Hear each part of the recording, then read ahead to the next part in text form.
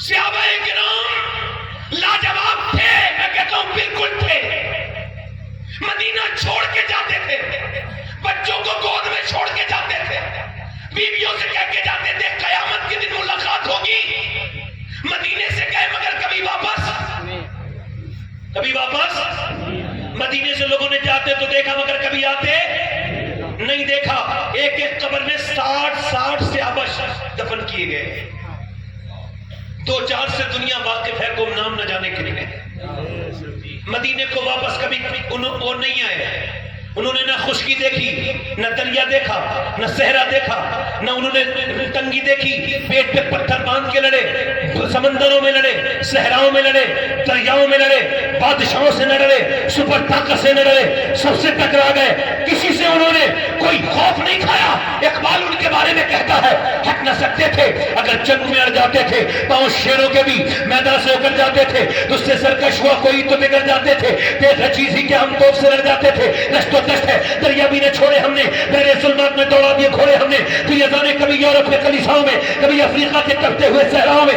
شان نظروں میں نجات کی جہانداروں کی، کلمہ پڑھتے تھے ہمیں چھاؤں میں تلواروں کی. آ گیا عین لڑائی میں اگر وقت نماز کہ میں روح ہو کے زمین گوش ہوئی قوم حجاز. ایک ہی سب میں کھڑے ہو گئے محمود ہوا، نہ کوئی بندہ رہا اور نہ کوئی بندہ نواز. بندہ صاحب و محتاج و غریب ایک ہوئے، تیری سرکار میں پہنچے تو سبھی ایک ہوئے. تو یہ کہہ دے کہ اکھاڑا تلے خیبر کس نے، کاٹ کر رکھ دیے کفاروں کے لشکر کس نے. سبحان اللہ. نعرہ تکبیر، نعرہ رسالت، جشن عید میلاد النبی. اور صحابہ وہ بھی لاجواب، اور انہیں جنگوں میں بھیجنے والی ان کی بیویاں بھی لاجواب. یہ کہا کہ نہ میرے نبی کے اس دور کا جواب ہے، نہ اس دور کے مردوں کا جواب ہے، نہ عورتوں کا جواب ہے. اگر عورتیں اجازت نہ دیتی تو جھگڑے نہیں ہوتے. کہاں جا رہے ہو؟ جنگ پہ جا رہے ہو؟ مدینے میں جھگڑے نہیں ہوا کرتے. ارے عورتوں نے اجازت دی تبھی تو آسانی سے جنگ ہوئی نا. جب بچہ پیدا ہوتا تھا تو مدینے کی عورتیں کہتی تھی مالک اسے زندگی دے دینا، میں تیرے نام پہ قربان کر دوں گی. میں عورتوں کی بات اس وجہ سے کر رہا ہوں مردوں کی غیرت جاگے. سمجھے ذرا بات کو. آپ میری بات سمجھ سکتے ہیں. وہ تو سمجھ ہی جائے گا نا جو بیوی کے ڈر سے بہن کے گھر بھی نہیں جاتا ہے. وہ تو سمجھ جائے گا نا اس زمانے کی عورتیں کتنی اچھی تھی جو بیوی کے ڈر سے اپنی بہن کے گھر بھی نہیں جاتا ہے. ابھی بڑی بحث چل رہی بیوی کا غلام کون ہوتا ہے. میں کیا بتاؤں کون غلام ہوتا ہے. میرے حساب سے ایسا تو نہیں میری تحقیق کامل ہوگی، مگر پھر بھی میرے حساب سے جو بیوی کا جھوجا کھائے بھی غلام نہیں ہوتا. جو بیوی سے محبت کرے وہ غلام نہیں ہوتا. جو بیوی کو منا لے روٹنے پر وہ بھی غلام نہیں ہوتا. جو بیوی کے میکے والوں کی عزت کرے وہ بھی غلام نہیں ہوتا. ہاں جو بیوی کے کہنے پہ اپنے سگے رشتہ داروں کو چھوڑ دے پکا غلام ہوتا ہے. اسے سند دینی چاہیے، پکا غلام ہے. سرٹیفکیٹ ایشو کرنا چاہیے اس کے نام سے، ہے نا بھائی؟ پکی بات ہے کہ نہیں بات؟ کوئی بات غلط تو نہیں. ارے صحابہ کیا حضور نے فرمایا کفار کہتے تھے رسیاں لے کر کے آؤ، اور نبی کو باندھ کے لے کے آئیں گے. کتنے حوصلے بلند تھے ان کے. نبی کو رسیاں لے کے چلو. نبی نے فرمایا کون ہے جو چلے گا اللہ کی راہ میں؟ کون مائیں ہیں جو اپنے بچوں کو لے کر کے آئیں گی؟ پورے دن تاتا بنا رہا، پورے دن تاتا رہا. 1 2 3 4 5 6 7 8 پورے دن مائیں اپنے بچوں کو لے کے آ رہی ہیں، بہن اپنے بھائیوں کو لے کے آ رہی ہیں، بیویاں اپنے شوہروں کو لے کر کے آ رہی ہیں. اور جوان کڑیل 18 19 سال کے پلے ہوئے جوان لے کر کے مائیں آئی ہیں، بہنیں آئی ہیں اپنے بھائیوں کو.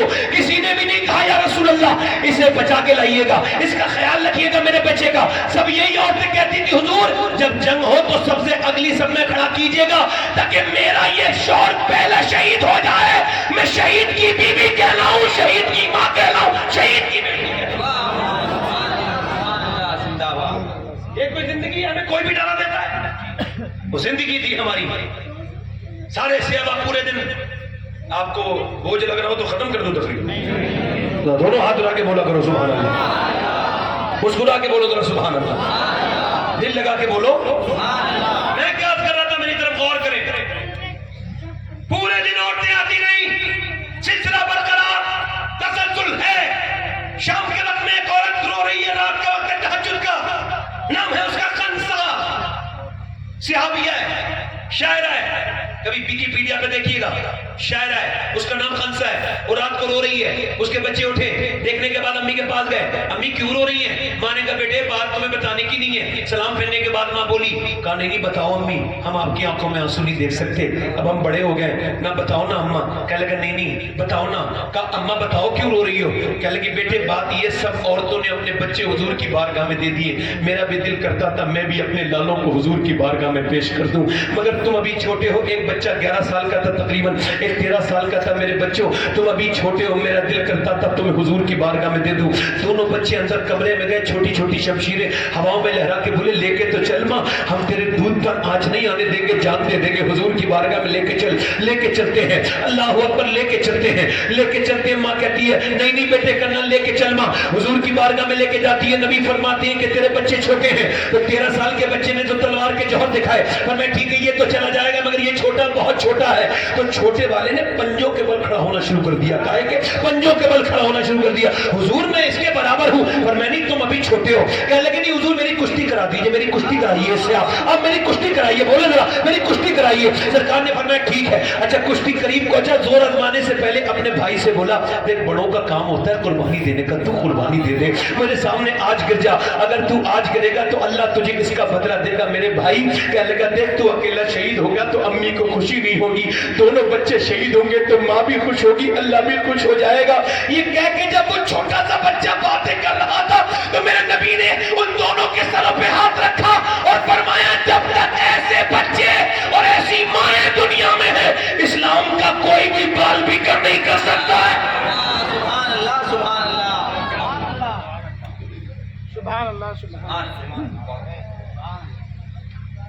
माँ ने अपने बच्चों से कहा प्यार कर दूं तुम्हें मेरे लाडलो, दोनों के सरों पे हाथ रख के कहा मेरे लाडलो, मैंने मजदूरियां की हैं, झाड़ू में लगाई हैं, मैंने जो है मजदूरियां की है, झाड़ू लगाई है, बर्तन मांजे, मैंने तुम्हें पाला है। तुम्हारा बाप बहुत दिनों पहले चला गया था, मगर अपने बुढ़ापे के सहारे के लिए नहीं, इस्लाम के लिए पाला है। बस तुमसे तुम्हारी माँ यही एक बात कहेगी, जब जंग से तुम वापस आओ, तुम्हारी लाशें मदीने में आए तो एक बात का ख्याल रखना, जितने भी जख्म आए सीने पे आए, पीठ पर जख्म नहीं आना चाहिए, ताकि लोग देखे तो समझ जाए कि मदीने की औरतें बुज़दिल पैदा नहीं करती, शेर दिल पैदा करती हैं।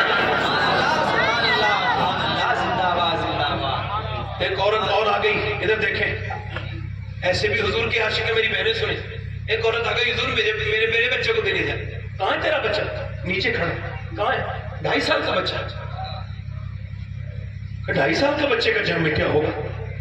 कह लगा हुजूर आपकी तरफ, कह लगी तीर आते होंगे आपकी तरफ? हुजूर ने फरमाया हाँ। कहा हुजूर तीर आप ढाल इस्तेमाल करते होंगे? जी। तो कहने लगे हुजूर बस मेरे लाल को ढाल की जगह इस्तेमाल कर लीजिएगा, अगर आपकी तरफ आने वाले तीरों में से एक आध तीर मेरे बच्चे ने रोक लिया तो मैं कामयाब हो जाऊंगी या रसूल अल्लाह, मेरी तो जिंदगी कामयाब हो जाएगी। इस माँ के पास इस बच्चे के अलावा कोई बच्चा नहीं है। मेरे नबी पाक की आंखों में आंसू आ गए, बच्चे को प्यार किया, फरमाया मेरे हुजूर ने तेरी नीयत इतनी अच्छी है कि तेरा बच्चा अगर शहीद नहीं भी होगा फिर भी शोहदा की माँ के साथ उठाई जाएगी। नबी मुख्तार कुल है, जिसको जो चाहे अता कर दे।